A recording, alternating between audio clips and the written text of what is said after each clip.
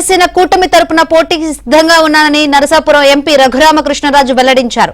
చాలా కాలం తర్వాత సొంత గ్రామం రావులపాలెం వచ్చిన ఆయన తనకు ఘన స్వాగతం పలికిన టీడీపీ జనసేన తన అభిమానులకు ధన్యవాదాలు తెలిపారు.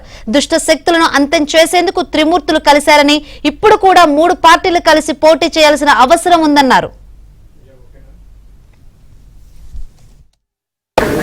పొత్తులన్నీ కూడా పొత్తులు తేలిపోయినా కాంక్రీటైజ్ అవుతాయి. అయిన వెంటనే నేను మరోసారి టీడీపీ జనసేన నుంచి నర్సాపురం ఎంపీ అభ్యర్థిగా పోటీ చేసి సిద్ధంగా ఉన్నారు సార్. సిద్ధంగా ఉన్నా. బీజేపీ నాకున్న పరిజ్ఞానం మేరకు సంవత్సరంన్నర నుంచి ఇదే చెప్తున్నా. నేను తెలుగుదేశం జనసేన కూడా అఫీషియల్గా కలవక ముందు నుంచి చెప్తున్నా కలుస్తాయని. ఎందుకంటే ఒక దుష్ట శక్తిని అంతమొందించాలంటే దేవతలు ఇండివిజువల్గా ఎంత గొప్పలైనా కూడా బ్రహ్మ విష్ణు మహేశ్వరులు కలిసే కొన్ని అసుర సంహారాలు చేయవలసి వచ్చింది. సో అందుకని 3 కలుస్తాయని నేను ముందు నుంచి చెప్తున్నా. 2 ఆల్రెడీ కలిసినాయి. ఈ ఇద్దరిలో ఒక ఆయన అటు కూడా కలిసి ఉన్నారు కాబట్టి 3 కలిసి ఉన్నట్టే లెక్క.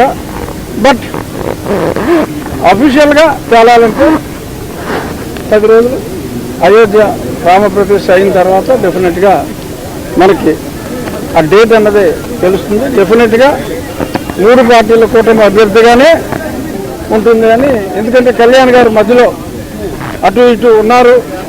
ఆయన బ్లెస్సింగ్స్తోనే నేను తెలుగుదేశంతో చేయగలిపానని కళ్యాణ్ గారు చెప్పారు. కాబట్టి ఇక మనం ఎవరో క్లారిఫికేషన్ ఇవ్వాల్సిన అవసరం లేదు. డెఫినెట్గా